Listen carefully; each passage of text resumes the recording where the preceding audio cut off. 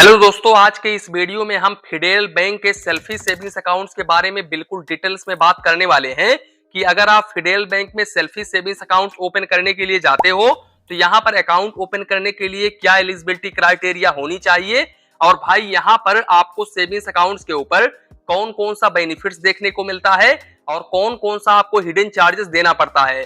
तो वीडियो को बिल्कुल भी स्किप मत करिएगा। वीडियो स्टार्ट करते हैं। अब दोस्तों, जैसा कि आपको पता है कि फेडरल बैंक प्राइवेट सेक्टर का बैंक है।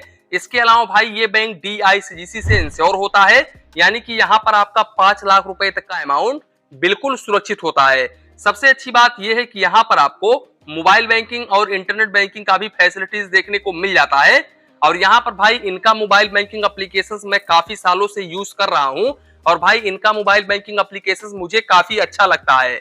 दूसरी बात, यहाँ पर इनके मोबाइल बैंकिंग एप्लीकेशन से आप कोई भी पेमेंट करते हो तो यहाँ पर पेमेंट फेल्ड होने के चांसेस काफी कम होते हैं। इसके अलावा मैं आप लोगों को बता दूं कि भाई इनके बैंक के जो कर्मचारी होते हैं ना, वो कस्टमर्स के प्रति काफी अच्छे होते हैं। आप बैंक में जाओगे कोई काम करवाने के लिए तो आपका काम बहुत ही जल्दी हो जाता है और आपसे काफी अच्छे तरीके से रिस्पॉन्स करते हैं। दूसरी बात भाई, अगर हम सेल्फी सेविंग्स अकाउंट्स को लेकर के बात करें तो भाई इस सेविंग्स अकाउंट्स को ओपन करने के लिए आपका जो एज है वो 18 ईयर से लेकर के 70 ईयर्स के बीच में होना चाहिए। आप ऑनलाइन वीडियो केवाईसी के माध्यम से अपना सेविंग्स अकाउंट ओपन कर सकते हैं। अकाउंट ओपन करने के लिए आपके पास आधार कार्ड, पैन कार्ड होना चाहिए और आधार कार्ड से आपका मोबाइल नंबर बेसिकली लिंक होना चाहिए। अकाउंट ओपन करते समय आपको एक भी रुपीस की डिपॉजिट नहीं करनी पड़ती है। तो यहाँ पर आप ये दिमाग में मत लाइएगा कि भाई मुझे डिपॉजिट करना पड़ेगा, क्योंकि भाई यहाँ पर मैंने कुछ साल पहले फेडरल बैंक का सेल्फी सेविंग्स अकाउंट ओपन किया था और तब मैंने 1 रुपए भी डिपॉजिट नहीं किया था। हो सकता है आज के डेट में अगर आप अकाउंट ओपन करने के लिए जाएं तो आपको 1000 रुपए या फिर 500 रुपए की डिपॉजिट करनी पड़े।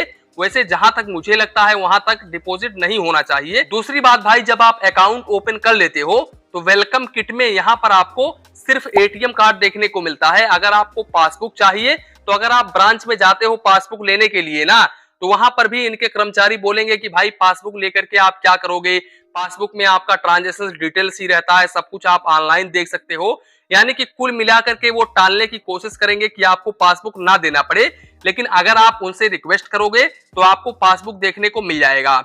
इसके अलावा यहाँ पर मैं आप लोगों को बता दूं कि ये जो सेल्फी सेविंग्स अकाउंट्स है ये पूरी तरीके से जीरो बैलेंस सेविंग्स अकाउंट्स है।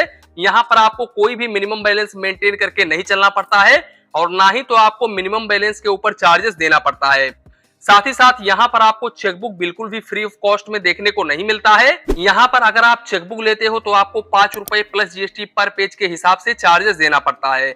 इसके अलावा इस सेविंग्स अकाउंट्स के ऊपर फ्री मंथली ई स्टेटमेंट बिल्कुल फ्री ऑफ कॉस्ट होता है, यानी कि ईमेल स्टेटमेंट बिल्कुल फ्री ऑफ कॉस्ट में आपको देखने को मिल जाता है। यहाँ पर आपसे फेडरल बैंक कोई भी चार्जेस नहीं करता है। मोबाइल बैंकिंग, इंटरनेट बैंकिंग बिल्कुल फ्री ऑफ कॉस्ट में यहाँ पर आपको देखने को मिल जाता है। यहाँ पर मोबाइल बैंकिंग के ऊपर आपसे कोई भी चार्जेस नहीं लिया जाता है। इसके अलावा अगर हम कैश ट्रांजेक्शन को लेकर के बात करें, जैसे कि आप होम ब्रांच के जरिए या फिर नॉन होम ब्रांच के जरिए कैश निकालते हो या फिर कैश जमा करते हो, तो भाई इस केस में मंथली आप 5 ट्रांजेक्शन कर सकते हैं। और मैं आपको बता दूं कि आपको एक महीने में 5 लाख रुपए तक का ही लिमिट देखने को मिलता है। अगर उससे ऊपर होता है तो फिर इस केस में आपको 4 रुपए पर 1000 के हिसाब से चार्जेस देना पड़ता है और मिनिमम आपको 100 रुपए plus GST per transaction charges देना पड़ता है। इसके अलावा भाई इस सेविंग्स अकाउंट के ऊपर आपको 50 पैसे पर SMS चार्जेस देना पड़ता है। लेकिन मैं आप लोगों को बता दूं कि ये अगर आप इनेबल करवाते हो SMS अलर्ट तभी आपको ये चार्जेस देना पड़ता है। अगर आपका मैंडेटरी SMS और नॉन मैंडेटरी SMS यानी कि दोनों ही SMS इनेबल है तो फिर इस केस में आपको 50 पैसे पर SMS चार्जेस देना पड़ता है। अब यहाँ पर मैं आपको बता दूं, अगर मैं अपनी खुद की बात करूं तो मैं आज तकरीबन 3-4 सालों से ये सेविंग्स अकाउंट्स यूज कर रहा हूं और मेरा एक भी रुपीस SMS अलर्ट के ऊपर चार्जेस डेबिट नहीं हुआ है। तो यहाँ पर आपका भी SMS अलर्ट के ऊपर चार्जेस डेबिट नहीं होगा अगर आप ब्रांच में जाकर के इनेबल नहीं करवाओगे तो। दोस्तों, सबसे अच्छी बात यह है इस सेविंग्स अकाउंट्स की कि यहाँ पर फेडरल बैंक आपको मास्टर क्रोन डेबिट कार्ड प्रोवाइड करता है और इस डेबिट कार्ड के ऊपर एनुअल मेंटेनेंस चार्जेस या फिर इशुएंस चार्जेस 350 रुपए प्लस GST देना पड़ता है। और अगर आप एक साल में इस डेबिट कार्ड से 1 लाख रुपए या फिर इससे अधिक एक्सपेंस कर देते हो यानी कि खर्चा कर देते हो, तब फिर इस केस में आपको एनुअल मेंटेनेंस चार्जेस बिल्कुल भी नहीं देना पड़ता है, यानी कि एनुअल मेंटेनेंस चार्जेस बिल्कुल वेव ऑफ हो जाता है। तो यहाँ पर अगर आप एक साल में 1 लाख रुपए से अधिक का खर्चा करते हो तो आपको डेबिट कार्ड के ऊपर कोई भी चार्जेस नहीं देना पड़ेगा। डेबिट कार्ड चार्जेस बिल्कुल फ्री ऑफ कॉस्ट में समझो हो गया। इसके अलावा अगर हम नंबर ऑफ ट्रांजेक्शंस को लेकर के बात करें तो भाई इस डेबिट कार्ड से फेडरल बैंक के एटीएम मशीन से आप चाहे तो बैंक बैलेंस इंक्वायरी करो, चाहे तो आप पैसे निकालो, आप जितना मर्जी चाहे उतना ट्रांजेक्शन कर सकते हो। यहाँ पर आपको कोई भी चार्जेस नहीं देना पड़ेगा। लेकिन अगर आप इस एटीएम कार्ड को ले जाकर के किसी दूसरे एटीएम मशीन पर ट्रांजेक्शंस वगैरह करते हो तो यहाँ पर इनसाइड केरला यानी कि केरला के अंदर मंथली 5 ट्रांजेक्शंस बिल्कुल फ्री ऑफ कॉस्ट में कर सकते हो, और आउटसाइड केरला यानी कि केरला के बाहर यानी कि दूसरे स्टेट में केरला को छोड़ करके यहाँ पर भी आप मंथली 5 ट्रांजेक्शंस बिल्कुल फ्री ऑफ कॉस्ट में कर सकते हो। अब इस 5 ट्रांजेक्शंस में फाइनेंशियल ट्रांजेक्शंस और नॉन फाइनेंशियल ट्रांजेक्शंस इंक्लूडेड है।